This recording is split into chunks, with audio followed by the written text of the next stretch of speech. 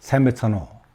Сэргэлэн International Expedition төрийн бус байгууллагын хамт олон их сурвалж судлаад 10 дахь жилийнхаа нөөрийг энэ жил үзэж байна.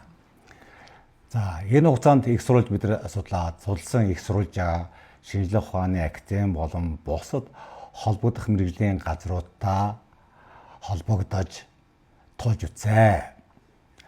За, манай түүхийн салбарынх нь юу барьдаг вэ гэхээр бол зөвлөлт холбоот улсаас бичиж өгсөн энэ түүх бичвэрийг барьдаг юм аа.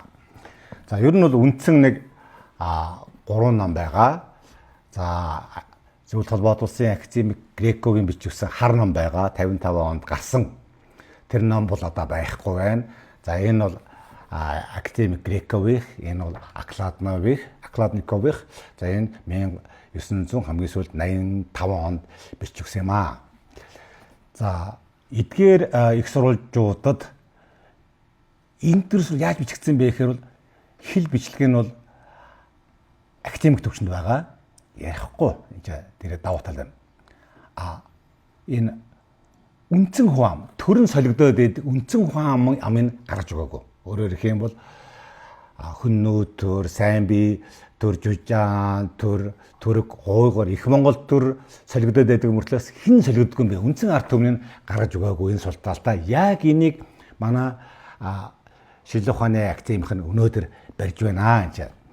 Тэгээд бид нар их сурвалж судлаад үгүй энэ зөвлөлт холбоот улсын энэ нөхдүүдийн судалсан их сурвалжуудаар бид нар явах ёстой гэхээр эдгээр зайгаа өрөөд байдаг. Үүнийг би бас сайн ойлгож байгаа. Юу гэхээр их сурвалж судал бий болоод ирэхээр эн чинь бол одоо эдийн засагт бол дид бүтц өөрчлөгдсөнтэй адилхан шүү дээ. Дид бүтц өөрчлөгдөхөөр бүх юмд өөрчлөлт ордог. За, намайг юу ярьж байгааг ойлгож байгаа хүмүүс байгаа. За, эргэлж байгаа хүмүүст би тодруулъя.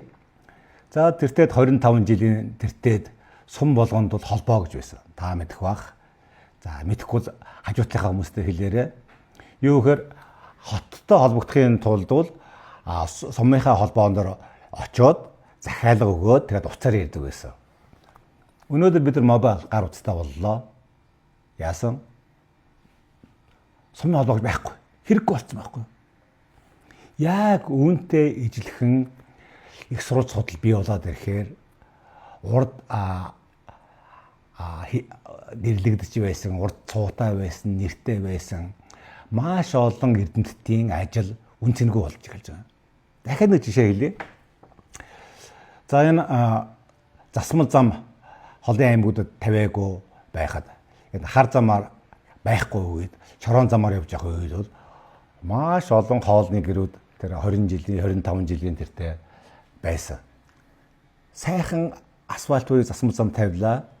Яасан? Тэр хоолны гэрүүдийн байршил хэрэггүй болсон. Яагаад тэгэхээр шорон замаар цагт хэдэн километр явах уу, асфальтын замаар цагт хэдэн километр явах уу гэдэгтээ ижилхэн тий. Тэгэхээр энэ манай шинжлэх ухааны академийнх нь юунаас айгаад байна гэхээр энэ их сурвалж судал бий болоод ирэхээр тэд нар маш том өөрчлөлт орно. Энэ нь тэд бэлтгэлгүй байна. Энэ нь түүнээс айгаад байна. За, Сэргэлэн International Expedition их сурвалж судлаг юу гэж байгаа юм бэ гэхээр энэ тухайн их сурвалж гэдэг нь бол тухайн үйл явдлын гэрч хүмүүс эсвэл тухайн үйл явдлын гэрч хүмүүсээс авсан мэдээлэл буюу тухайн үеийн бичгэн сурвалж дээр ажилласан материалыг бол их сурвалж гэж олон улс үздэг. За, бид нар энэ умар төрийн төрөгт лээш ашдар за энэ хуучин тан улсын бичиг энэ номуудаа Сэргэлэн International Expedition хэвлээд за та бүхэндээ хүргэсэн одоо дууссан байгаа. Одоо шинээр энэ хоёр номыг нийлүүлээд мөн дотороо тодорхой хэмжээний найруулгын одоо сайжралт хийгээд хүргэнэ. За, манай их сурвалж судлахгүй болоод ирэхээр энэ ном байна. Төрөг уйгар Монголын эртний түүх гэдэг. Энэ номыг бол хэн бичсэн бэ гэхээр бол энэ Батцуур бичсэн байгаа. Тэр Дэлгэр жаргал. Энэ ном бол ерөөсөө их сурвалжаас ангид өөрөөр хэлбэл уран зохиолагч хэлнэ. Тэгэхээр Сэргэлийн International Expedition бид нар юу хэлээд байгаа юм бэ гэхээр нэгэнт энэ шинжлэх ухааны байгууллагууд нь дэлхийн нийтийн шинжлэх ухааны загварын дагуу их сурвалж судлаас татгалзаад байгаа юм бол бид энэ номоо энэ Сэргэлийн International Expedition гэдэг энэ номтойгоо адилхан одоо дизайнаа сайжруулад та бүхэндээ хүргэн. Ер нь энэ бол төрөг төртэй хамаатай. Мөн энэ дээр бид нар ахаад Сөв улсын бичгийг дээр ажиллаж байгаа. Сөв улсын бичигдэх одоо энэ BD 85 дугаар бүлгийн та бүхэндээ мөн хүргэнэ гэж. За тэгэхээр бүх нийтээр их сурвалж дээр ажиллая. Бүх нийтээр их сурвалжтай болжоо гэдэг энэ хөдөлгөөнийг хүргэж байна. Юу гэхээр нөгөө их сурвалж судлах энэ соёл бид нар ард түмэнд өгж байна. Их сурвалж энэ судлах юм бол ямарваа нэг хүний бичсэн зүйлийг их сурвалж дээр ажил бичсэн зүйлийг зөвхөн энгийн хүмүүс ч гэсэн энэ их сурвалжаараа шалгаж болдог. Энэ бол сайхан шалгаж болдог шүү. За Сэргэлийн International Expedition-ы энэ судалгааны үр дүнд юу болж байна гэхээр бол энэ манай орхон туул хамаагүй хүнөө энэ нутгаас бид хаашаа ч яваагүй хаанаас ч ирээгүй гэдэг бид баталж байна.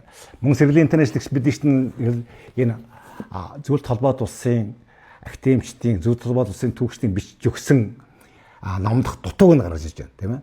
Жишээ нь бид нар төрөг төрийн тухай ярихдаа төрийн барьжсэн төрөг болохоос биш харин үндсэн хүн ам нь бол эхний ээлжинд бол тэлээ байсан. Тэлээгийн дээдс хүннүүгийн хойчтой.